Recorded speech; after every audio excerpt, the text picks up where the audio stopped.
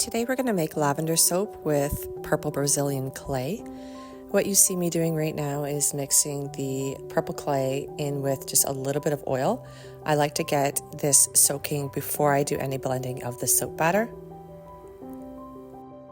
Next I have the coconut oil and shea butter in a bowl, and I am pouring my lye water solution over top. This is called the heat transfer method, where I'm using the heat from the lye water oil to mix the hard butters. This really helps from a time-saving perspective, and I've never really had any problems doing this method before. Once this mixture is relatively warmed up, I next mix all of my liquid oils together with a little bit of kaolin clay. It's really important for the heat transfer method to continuously or on a regular basis stir the mixture. I don't want the hard butters to get scorched, especially the shea butter. It takes approximately 10 minutes for the lye water to melt the butters to a state where I'm comfortable adding the liquid oils to it. For my liquid oils, I use a combination of olive oil, grape seed oil, and castor oil.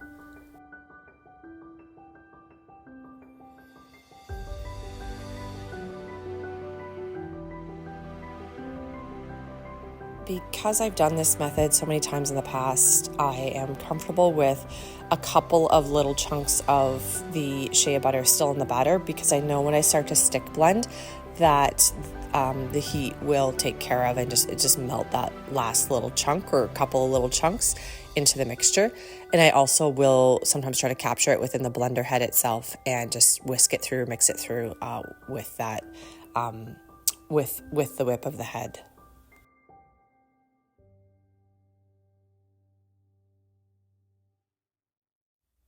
Next, I'm going to be separating the batter into a different bowl so that I can have two types of colors that I'm going to pour into the mold. What I'm pouring in here is going to be the purple mixture, where the previously mixed purple Brazilian clay is going to be added into. So when I put the two colors into the soap molds, I'll be able to swirl and have that color contrast effect.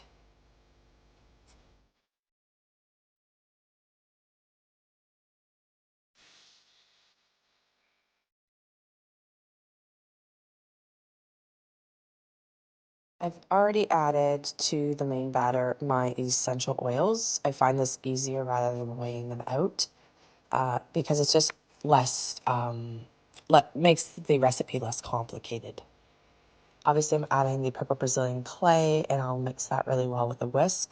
Depending on the viscosity of the batter, you could stick blend here as well, which I will do in a little bit, but it's already quite thick, which you can see. So sometimes just a good hand mix is what you want to do so that the batter doesn't thicken up too quickly for you. I still like to pour in a fairly liquid state.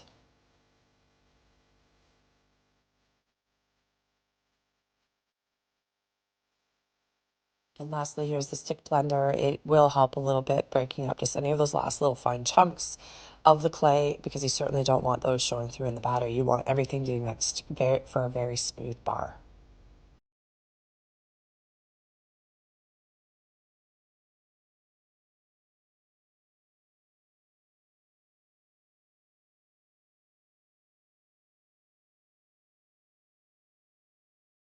So time to pour our soap batter into our molds. I've made a 6-batch recipe here for today. I do like to make my soaps into larger batches now. I find just from an efficiency standpoint, it just lasts me longer. And if I'm going to get all my ingredients out, this is where I like to be. But you can certainly scale the recipe down for a 1 loaf recipe at a time. That's where I started. That's where I recommend you start.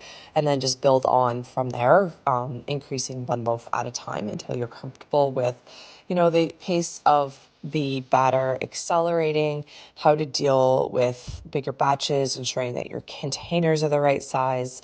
There's just a lot to think through. So don't go too big with your recipes too quickly. I didn't start doing these big batches until about a year into my soap making. There's many different ways you can swirl your soaps, but I usually kind of stick to this more consistent method for each of my batters. So I'll start with just the natural color on the bottom, do about a half or a quarter half, or I would say a third full. And here I'm adding the purple Brazilian clay. It's hard to tell the color contrast here, but what I am pouring now is the purple mixture. The purple will become more pronounced as the soap hardens over the next 4 to 6 weeks. So I try to pour from up high so that the weight and gravity will make the purple mixture go deeper into that base layer. And then I just take either a spoon, or this is just a glass stick, and I do sort of like a zigzag or a figure 8 pattern back and forth and mix that through. This will give the appearance of the swirls, or it will swirl the soap. So when you cut it vertically, you will see that nice pattern in the edge of the bars of soap. And then finally, third layer here is just back to the natural color. And so again, I'll swirl this through. We're just getting down to the last remnants of the soap batter in the main mixing bowl. So this stage always is a little sloppy. It takes a little bit more time because it's just harder to scoop out, I find, and my bowl is so big that I can't just pick it up and use it. So this is a little bit tedious, a little bit messy, but I am able to clean it up towards the end, where I can kind of scrape the sides of the soap loads and just ensure that the final bar looks really good. Once I have the natural soap butter added in this third stage, there is always a little bit of the purple left. So then I try just to do a thin line, topper, if you will, of each of the soap loaves. Again, I just find it gives it that much more contrast. And when I finish my soap tops with a little bit of a scallop with my spoons, it just adds some contrast and some interest, and I really like that final look.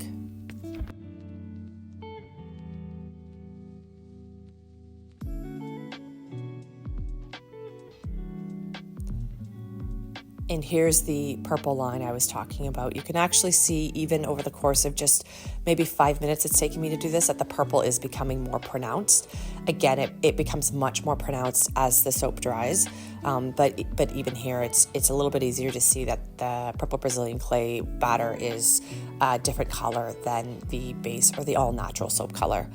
And this is just in soap making, the beautiful thing is you don't have to be precise. It's homemade. I sell all my soap, but the allure to it is each loaf is unique. And so, in general, I stick to the same techniques. Of course, my recipe is consistent, but visually, you have a little bit of leeway here. So you just do what you think looks nice. Lastly, I finish all my soap tops the same for the most part. There's one orange soap bar that I leave flat just because I add a orange slice to the top of it, but usually this is a scallop technique I use, and this is a bit of a signature top. So when you're doing your soaps, I'd recommend find your own signature top. You can obviously do any type of pattern here, and there's so many different beautiful ways you can finish a soap. I like this way. I scoop it from either side and then I'll go down the middle, because a lot of my soap recipes I will add bit like dried herbs or botanicals, flowers to the middle. And I find by scooping it on either side and then going down the middle, it creates a little bit of a ditch to catch the botanicals, and it works really well so that when it dries, it holds those botanicals and you lose less of those dried flowers or herbs. Lastly, when I am finished doing the texturized soap tops, I will always spray with a little bit of rubbing alcohol, and you just get that from a drugstore, or of course on Amazon you can get it.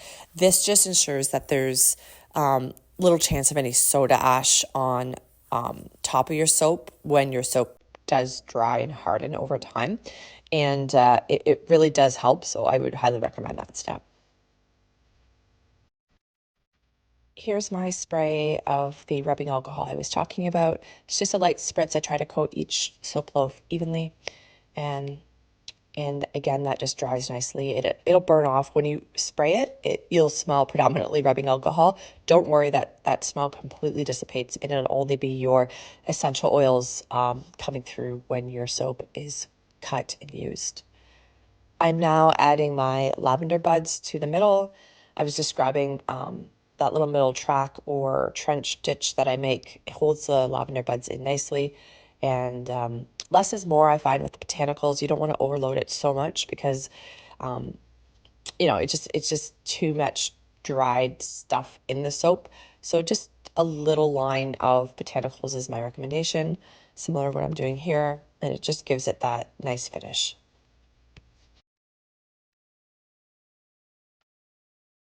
Hopefully today you learned a little bit about cold process soap making using the heat transfer method. And if you would like to see more, please like and subscribe. Thank you.